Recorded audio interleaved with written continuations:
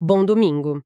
Olha, o material que a gente tem para analisar hoje é um sermão do século XIX, de um pregador chamado Charles Spurgeon. Uhum. À primeira vista, parece bem pesado. O título é Os Servos Inúteis. Mas assim, as ideias ali dentro são um verdadeiro quebra-cabeça, tanto psicológico quanto teológico. Exatamente. E o sermão inteiro ele é construído em cima de uma tensão, sabe? Entre três passagens bíblicas que parecem se contradizer completamente. Quais são elas? Bom, na primeira, um servo é chamado de inútil e recebe uma punição terrível por sua inércia. Certo. Na segunda, os servos que fizeram absolutamente tudo o que lhes foi pedido são instruídos a se considerarem inúteis. E a terceira? E na terceira, um servo é elogiado como bom e fiel. Parece uma confusão total, né? Ok, vamos desvendar isso. Nossa missão aqui é usar esse sermão antigo para explorar uma linha muito tênue que talvez seja universal. Qual seria? Esse caminho estreito entre a indiferença perigosa de quem não faz nada e, do outro lado, aquela sensibilidade doentia, sabe? Uma espécie de ansiedade de performance que nos paralisa pelo medo de errar. Uhum. O que, afinal, significa ser um servo fiel nesse contexto? Vamos começar pelo primeiro caso, que é o mais chocante. O servo que é chamado de inútil e lançado nas trevas. O texto de Mateus 25:30 é brutal. É muito duro. O que me intriga é o que exatamente esse sujeito fez de tão terrivelmente errado para merecer isso. E aí está o primeiro insight, assim, contra-intuitivo do sermão de Spurgeon.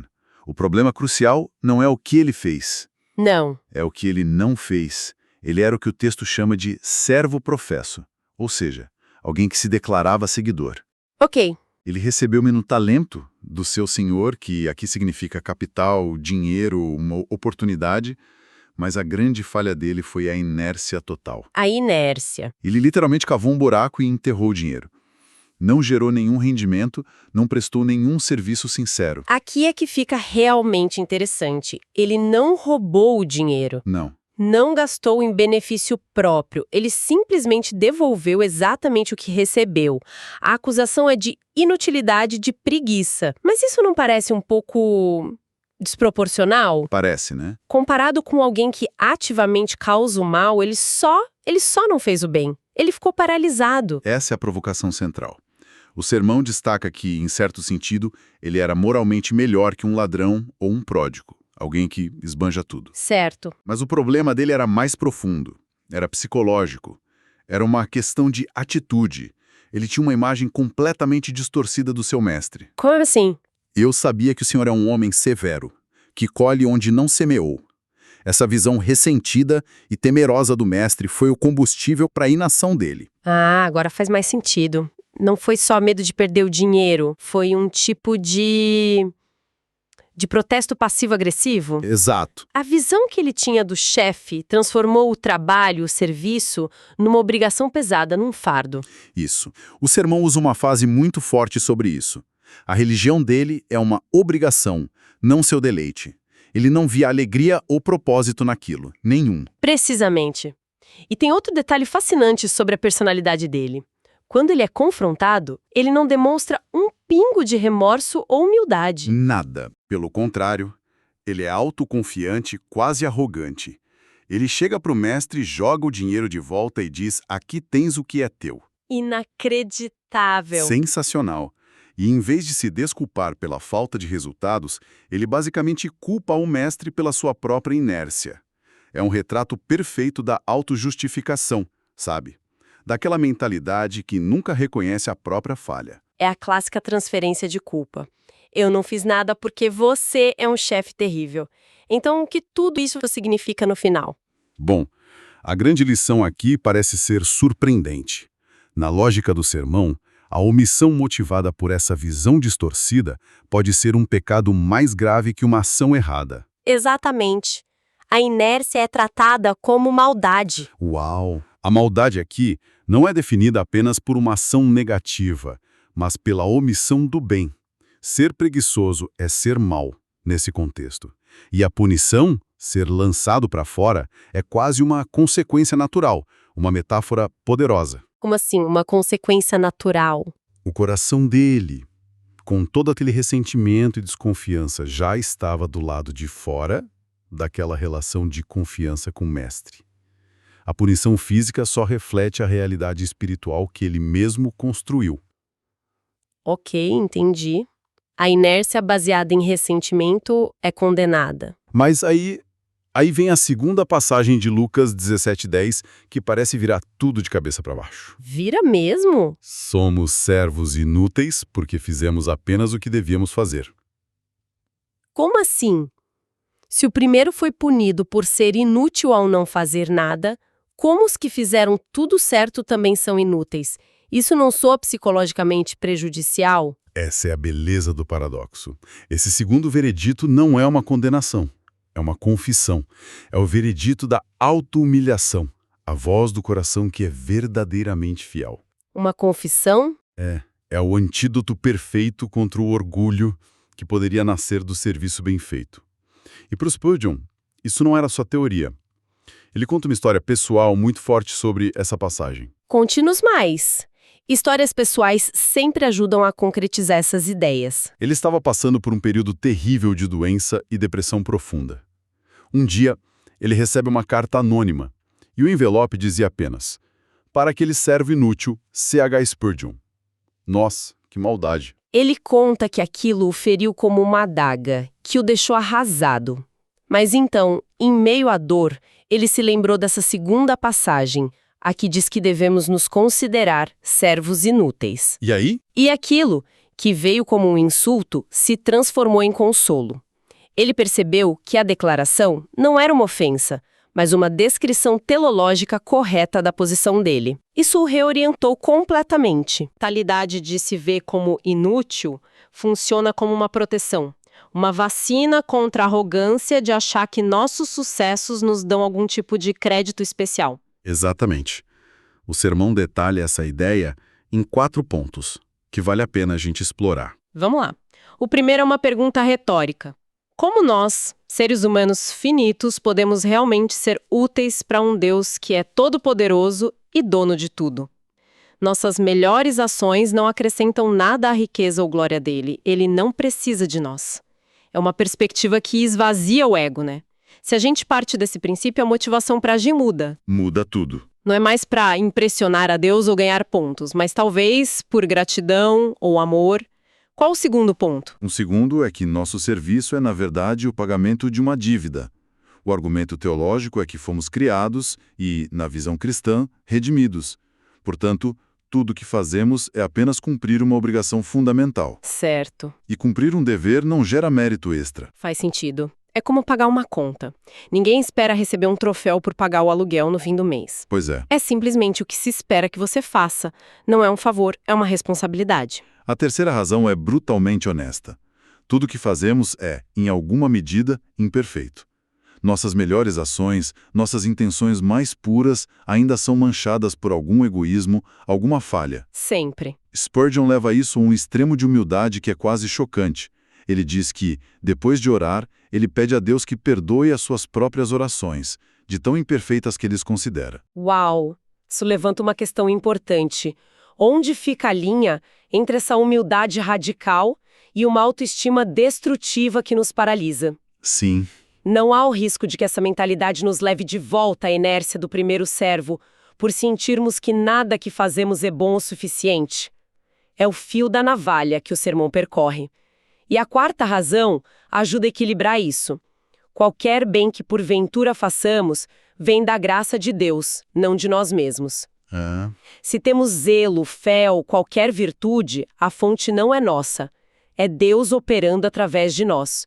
Portanto, não podemos levar o crédito por um dom que recebemos. Entendi. E a conclusão de Spurgeon é chave. O objetivo disso tudo não é nos fazer chorar pelos nossos erros e ficar paralisados pela culpa.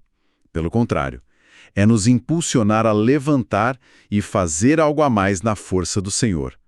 É uma humildade que gera ação, não paralisia. Exatamente. Então, se por um lado somos condenadas por não fazer nada, e por outro, mesmo fazendo tudo, somos tecnicamente inúteis diante da grandeza divina. Parece um beco sem saída. Parece. Como então a gente chega ao veredito final, o da graça, lá em Mateus 25, 21, que diz: "Muito bem, servo bom e fiel." E aqui a gente fecha o círculo. O elogio da graça, o muito bem, é recebido justamente por aquele que se vê com a humildade do segundo ponto. Sério? É a pessoa que se julga um servo inútil, que, para sua surpresa, ouve de seu mestre as palavras servo bom e fiel. A humildade radical é o pré-requisito para receber a graça. Faz sentido. Quem chega se achando merecedor, como o primeiro servo que justificou sua falha, não encontra esse acolhimento. E o que exatamente é elogiado nesse servo? É interessante que não se fala em genialidade, em resultados espetaculares ou em grandiosidade. A palavra-chave é outra. É a fidelidade. Muito bem, servo bom e fiel. A fidelidade. O sermão faz questão de destacar que o homem que recebeu 5 talentos e os multiplicou, e o que recebeu 2 e os multiplicou, ouviram exatamente o mesmo elogio. O mesmo. A recompensa não foi baseada na quantidade de retorno, mas na fidelidade proporcional à oportunidade que receberam. Isso é libertador. Quer dizer que não se trata de ter um impacto gigantesco de mudar o mundo, mas de ser fiel com o que se tem na mão, seja muito ou pouco. Exato. O sermão diz algo como: é melhor ser fiel em uma pequena sala de aula do que infiel governando uma nação, certo? A frase exata é melhor ser fiel numa escola infantil do que infiel numa nobre classe de rapazes. A ênfase é na fidelidade no pouco. No pouco. É sobre fazer o melhor com o que se tem, onde quer que se esteja.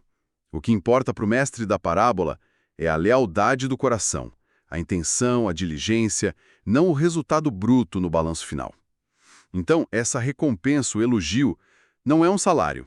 Não é algo que se conquista por mérito, como se fosse uma transação comercial. Eu fiz X, então mereço Y. De jeito nenhum. O sermão chama isso de veredito da graça soberana. A recompensa, sobre o muito te colocarei, é totalmente desproporcional ao trabalho realizado. Foste fiel no pouco. Desproporcional. Isso mostra que nossas boas obras não são a causa da recompensa. Elas são a evidência da graça que já está atuando em nós. A evidência. E para ilustrar isso, Spurgeon encerra com uma anedota fantástica sobre um teólogo chamado Cardeal Bellarmine. Certo. Para quem não está familiarizado, pode nos dar um pouco de contexto? Quem era Bellarmine e por que essa história é tão significativa? Claro. O Cardeal Bellarmine foi um dos mais brilhantes teólogos católicos dos séculos XVI e XVII, uma figura central na Contra-Reforma. Ok. Ele passou a vida inteira escrevendo livros e defendendo vigorosamente a doutrina católica de que a salvação é alcançada por uma combinação de fé e boas obras. Ou seja, o que você faz conta, seus méritos. Exatamente. O que você faz, seus méritos, contam para a sua salvação. Essa era uma das principais divergências com os protestantes, como Spurgeon, que defendiam a salvação somente pela graça, através da fé. Entendi. Então ele era basicamente o maior defensor intelectual da ideia de que as obras importam, um campeão do mérito. Exatamente.